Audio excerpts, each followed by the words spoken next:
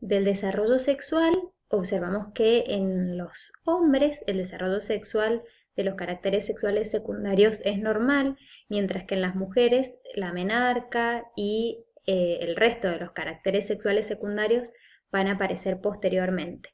Sin embargo, la capacidad reproductiva del hombre se encuentra afectada en un 50% de los pacientes que tienen síndrome de Down, y las mujeres no tienen compromiso de su capacidad para concebir.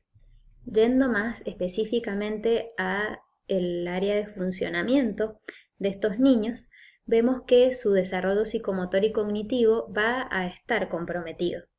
Estos niños pueden alcanzar las mismas pautas del desarrollo motor que los niños sin patología, pero todo esto se va a producir de manera posterior debido a esto que habíamos hablado de la hipotonía y de la hiperlaxitud. Respecto del desarrollo cognitivo, también hay cierto retraso respecto de la población normal, y van a haber ciertos puntos que son, digamos, característicos, como por ejemplo el desarrollo del lenguaje y de la cognición, que van a tener una dificultad en relación a su discapacidad intelectual. Por ejemplo, para la comunicación, son niños que pueden comprender lo que se les habla, pero siempre va a estar más comprometida la capacidad de expresarse. Y respecto de la cognición, tienen a mayor dificultad para recordar lo que se les habla que lo que ven. Entonces, en muchos casos, para favorecer su comunicación, se utilizan elementos de apoyo alternativos, que habíamos ya hablado algo de esto, como por ejemplo pictogramas, en donde viendo un dibujo el niño tiene más capacidad de asociar lo que quiere decir o lo que quiere pedir con una imagen, y de esa manera la capacidad de reconocerlo para comunicarlo. En esta tabla podemos ver cómo es la progresión del desarrollo de los niños con síndrome de Down respecto de las habilidades en cada una de las áreas del desarrollo. Por ejemplo, el control cefálico boca abajo, nosotros observamos que en estos niños ocurre a los 2,7 meses, mientras que esto es esperable que suceda a los 2 meses en la población normal. Por ejemplo, la sedestación puede ocurrir a los 9 meses con un intervalo de 6 a los 16, mientras que en los niños normales ocurre a los 7. Vamos a decir niños sin patología más que niños normales. Respecto de la deambulación, en la población, digamos, el término medio ocurre a los 12 meses. En estos niños puede suceder alrededor de los 2 años.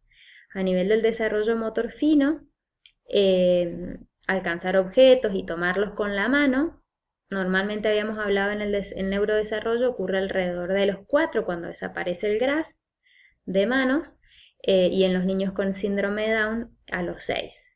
La transferencia 5,5 es lo esperable, y en estos niños ocurre a los 8. Respecto de la comunicación, vemos que también hay retraso, ¿sí? Balbucear a los 11 meses, decir las primeras palabras con significado a los 18, que nosotros habíamos visto que en el desarrollo normal a los 12 meses aparecía la primera palabra, y a lo largo del primer año y medio iban apareciendo las palabras con significado. La palabra frase, que normalmente ocurre a los 2 años, en estos niños sucede a los 2 años y medio, ¿sí? Más cerca de los 3 años. Bueno, y respecto del desarrollo social, va todo un poco también más retrasado.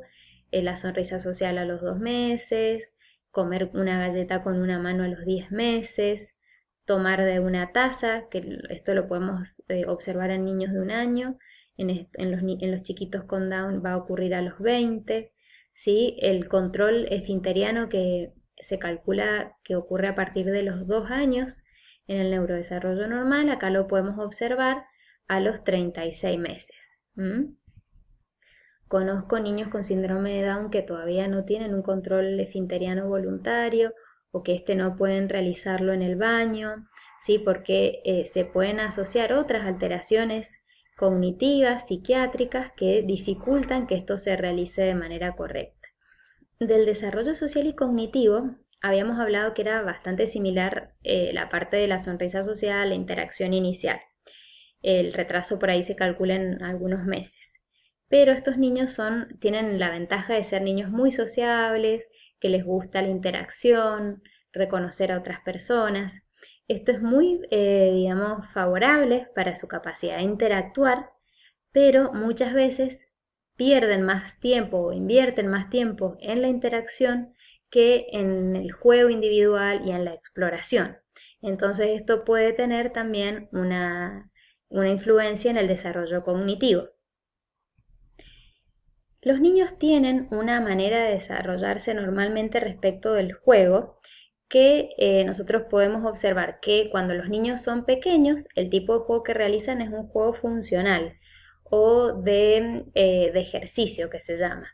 En estas etapas los niños realizan gestos o actos por el simple placer de disfrutar que estos actos sucedan, como por ejemplo mirar a la mamá cuando le abra, localizar una fuente sonora, intentar manipular un objeto, golpearlo, pasarlo de una mano a otra, lanzarlo, ¿sí?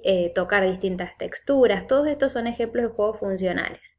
Para que esto suceda necesitamos tener un adecuado tono, postura, desarrollo de manipulación. Entonces, si estos niños cuentan con una hipotonía y una hiperlaxitud que no les va a permitir un adecuado desarrollo motor, todas estas habilidades se van a ver retrasadas.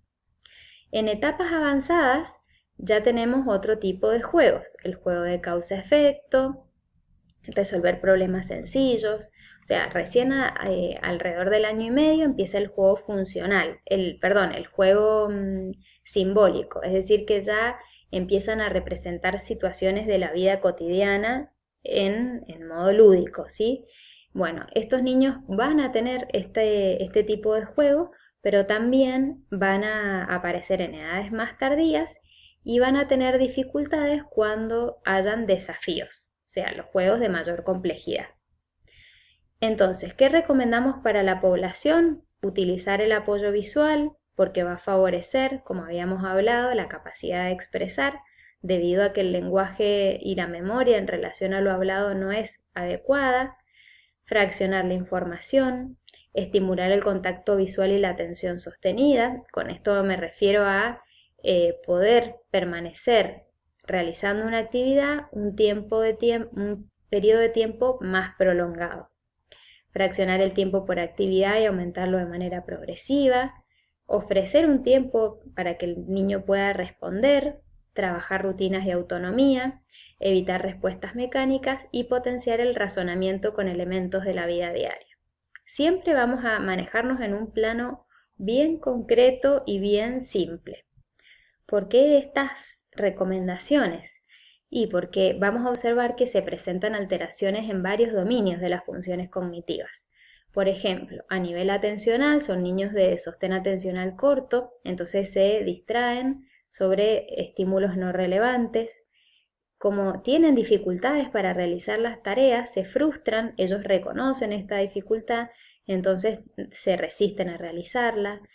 Esto también puede llevar a que como no tienen una manera adecuada para responder, las respuestas sean impulsivas.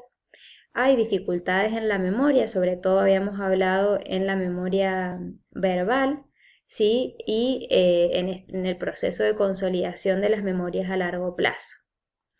A nivel del procesamiento de la información, tienen alteraciones en distintos canales sensoriales, como por ejemplo las alteraciones visuales y auditivas que ya vimos, ¿sí? Por la presencia de cataratas o de infecciones visuales, conjuntivitis por la obstrucción del canal lagrimal.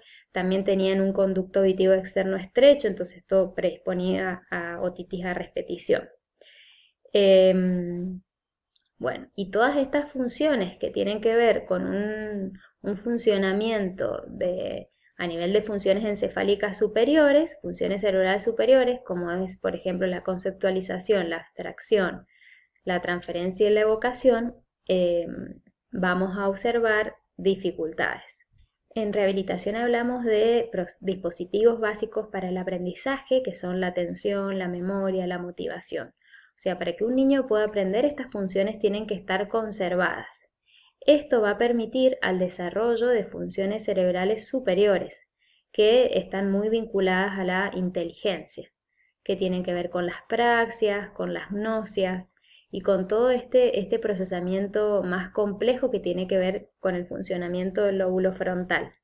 Entonces, estos procesos en los niños con síndrome de Down se observan alterados. El rendimiento cognitivo, hándicap cognitivo, va a estar constituido por las capacidades cognitivas y las capacidades adaptativas del individuo.